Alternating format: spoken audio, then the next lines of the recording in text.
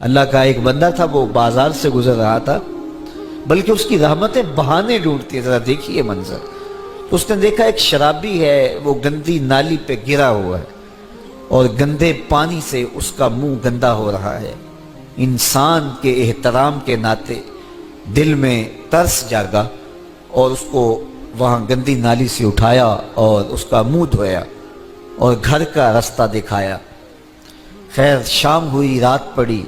جب پچھلا پہر ہوا تو وہ بزرگ جنہوں نے دن کو شرابی کا منہ دھویا تھا تو وہ مسجد میں تہجد پڑھنے کے لیے آئے، تو کیا دیکھا کہ وہی شرابی جو دوپہر کو گندی نالی پہ دھت پڑا تھا آج اس بزرگ سے بھی پہلے مصلی پہ کھڑا ہو کے نماز پڑھ رہا ہے۔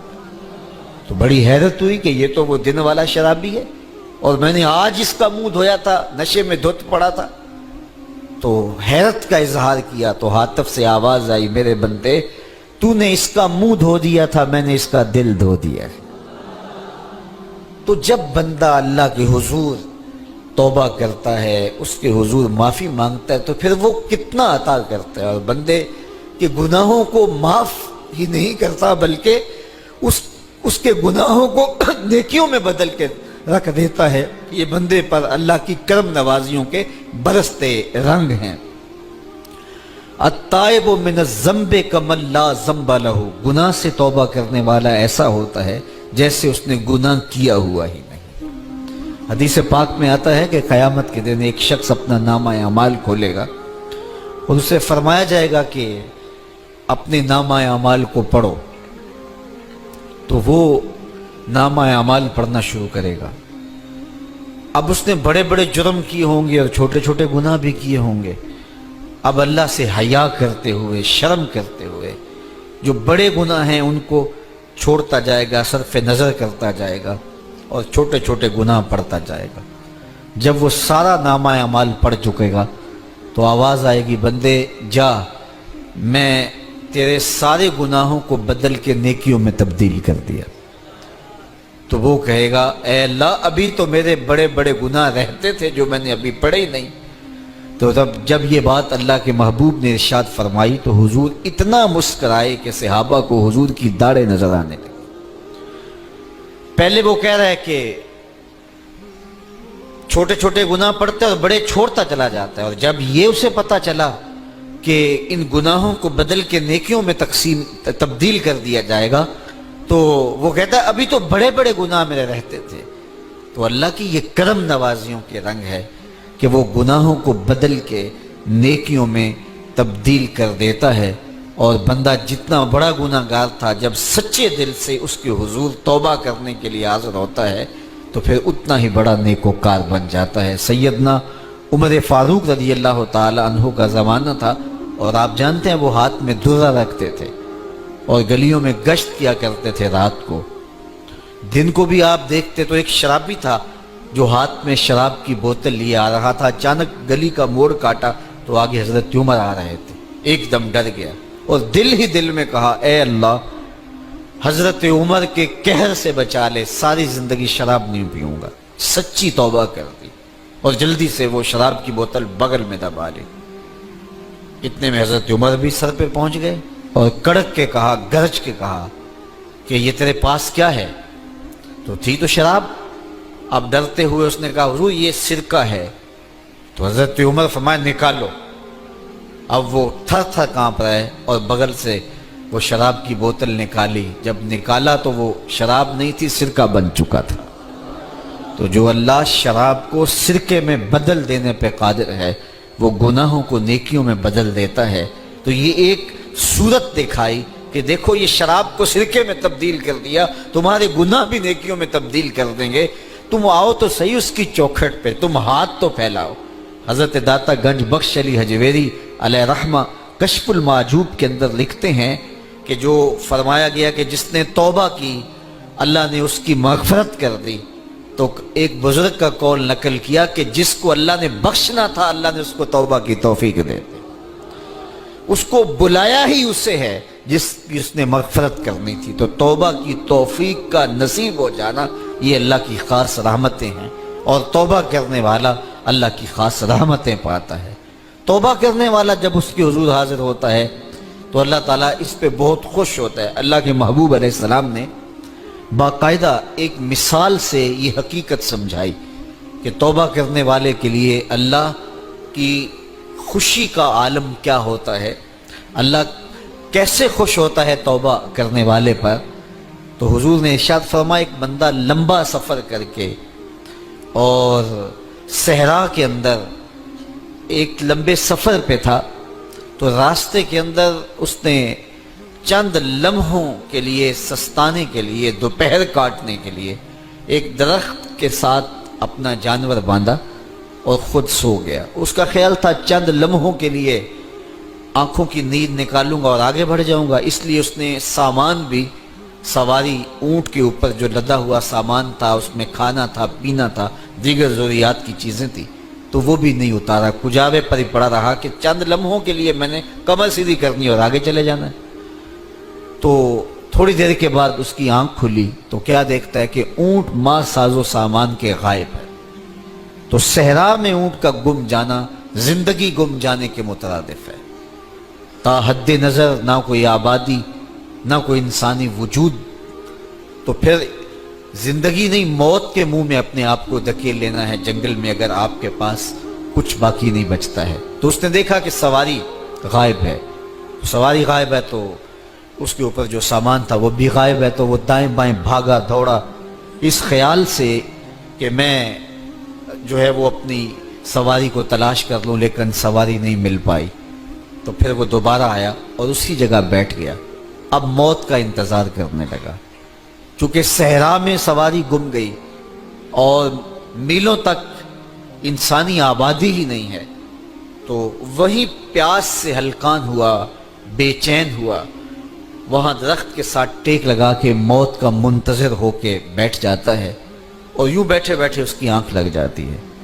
اچانک اس کی آنکھ کھلتی ہے تو کیا دیکھتا ہے کہ اونٹ ماں ساز و سامان کے پاس کھڑا ہے۔ تو اونٹ کا ملنا زندگی مل جانا تھا، تو وہ اتنا خوش ہوا کہ خوشی سے اس کی زبان بل کھا گئی۔ وہ کیا کسی نے کہا نا کہ جب بھی تیری قربت کے امکان نظر آئے ہم اتنے خوش ہوئے کہ پریشان نظر آئے۔ تو کہنا تو یہ تھا کہ اے اللہ تو میرا رب اور میں تیرا بندہ، لیکن وہ خوشیوں کے ہجوم میں درک گیا اور کیا کہتا ہے، اللہم انت عبدی وانا ربک، اے اللہ تو میرا رب، تو میرا بندہ اور میں تیرا رب۔ تو اس قدر وہ خوشیوں میں درک گیا کہ اس کو اپنی زبان پہ قابو اور کنٹرول نہ رہا۔ کسی کے آنے سے ایسے ہوش اڑے ساقی کے، شراب سیخ پہ ڈالی اور بوتل میں کباب۔ تو کہتا ہے اللہم انت عبدی وانا ربک، تو میرا بندہ اور میں تیرا رب۔ تو یہ اس کی زبان قابو میں نہ رہی اور وہ بل کھا گیا، خوشیوں کا ہجوم ایسا ہوا۔ تو اللہ کے محبوب نے یہ مثال بیان کرنے کے بعد ارشاد کیا، مجھے بتاؤ اس بندے کو کتنی خوشی ہوئی کہ زبان پہ ہی قابو نہیں، جذبات پہ کنٹرول نہیں، کہنا کچھ ہے بول کچھ رہا ہے۔ تو صحابہ نے عرض کی حضور بہت خوشی ہے۔ تو فرمایا جس طرح یہ بندہ اونٹ کے ملنے پر واپس آنے پہ خوش ہوا، حتیٰ کہ خوشیوں کے ہجوم میں اس کی زبان بھی قابو میں نہیں رہی، یہ بتا رہا ہے خوشیوں کے وفور کا عالم اور مسرتوں اور جو ہے وہ خوشیوں کی کثرت کا عالم بتا رہا ہے۔ تو فرمایا یہ بڑا خوش ہوا جب کوئی بندہ پلٹ کے مالک کی دہلیز پہ آتا ہے، اللہ اس سے بھی زیادہ خوش ہوتا ہے کہ میرا بندہ میری چوکھٹ پہ آ گیا۔ تو پھر اللہ یہ نہیں دیکھتا کہ اس کے گناہ کتنے ہیں، سمندر کی جھاگ کے برابر بھی گناہ ہو تو معاف کر دیے جاتے ہیں، اس لیے کہ میرا بندہ پلٹ کے میری چوکھٹ پہ آیا ہے۔ تو توبہ اللہ کو محبوب ہے، اللہ کو مطلوب ہے، اللہ کو چاہیے کہ بندہ اس کے حضور آئے اور پھر اللہ جل شانہ اس کی مغفرت و بخشش فرما دیتا ہے۔ یہ موسم نور کے موسم ہے، عام دنوں میں بھی توبہ کرو، دن میں کرو یا رات کو کرو، کسی بھی مقام پہ توبہ کرو، اللہ معاف کر دینے والا ہے۔ لیکن یہ خاص ایام تو ایسے ہیں کہ اللہ کی رحمتیں بندوں کو معاف فرما دیتی ہیں، اور اگر کوئی توبہ کا جو ہے وہ دامن پکڑ کے آ جائے، اس کے حضور حاضر ہو جائے، تو پھر اللہ تعالیٰ جل شانہ بندوں کی خطائیں بھی معاف کرتا ہے اور ان کے گناہوں کو بدل کے نیکیوں میں تبدیل کر دیتا ہے۔ خوش نصیب ہیں وہ لوگ جو ان بابرکت ایام میں اپنی بخشش کا سامان کر لیتے ہیں، اور ان سے بڑا بدبخت بھی کوئی نہیں جو ان سہانے موسموں میں بھی پیاسے رہتے ہیں اور ان موسموں میں بھی ان کی بخشش و مغفرت نہیں ہو پاتی۔ رت سہانی ہو، موسم اچھا ہو، تو مجھے بتاؤ کہ جو اس موسم میں بھی اپنے آپ کو محروم رکھے تو اس سے بڑی بد نصیبی کیا ہوگی۔ اللہ کے محبوب علیہ السلام نے منبر کی تینوں سیڑھیوں پہ قدم رکھتے ہوئے آمین آمین پکارا، تو حضور علیہ السلام سے عرض کیا گیا یا رسول اللہ صلی اللہ علیہ وسلم، ہر سیڑھی پہ قدم رکھتے ہوئے آپ نے آمین کہا، تو آپ نے کس بات پہ آمین کہا؟ فرمایا جبریل امین حاضر خدمت ہوئے اور انہوں نے کہا اس شخص کی ناک خاک آلود ہو جو ماہ صیام رمضان المبارک کو پائے اور اپنی بخشش نہ کروا سکے۔ تو میں نے اس پہ آمین کہا کہ اتنا مقدس مہینہ نصیب ہو، اتنا سہانا موسم آئے اور وہ پھر جہاں کھڑا تھا وہی کا وہی کھڑا رہے۔ میں اور آپ اپنا محاسبہ کر سکتے ہیں۔ موسم رحمت اور فصل نور رمضان المبارک اپنا آدھا سفر طے کر چکا ہے، یہ مبارک مہینہ آدھا سفر اس کا بھی باقی ہے۔ تو میں اور آپ ذرا اپنے آپ کو اپنے ضمیر کی عدالت میں کھڑا کر کے اپنے آپ کو دیکھ کر کے دیکھیں، سوچیں کہ ہم نے ان 15 دنوں کے اندر کتنا سفر طے کیا۔ 29-30 شعبان کو ہم جہاں کھڑے تھے، کیا ہم آج بھی وہیں کھڑے ہیں یا ہمارا کچھ سفر بہتری کا ہوا ہے؟ اور اگر ہم وہیں کے وہیں کھڑے ہیں تو پھر ابھی وقت ہے، ہم بقیہ 15 دنوں میں اللہ کی رضا جوئی کے لیے کوشاں ہو جائیں، ورنہ کتنی بڑی وعید ہے۔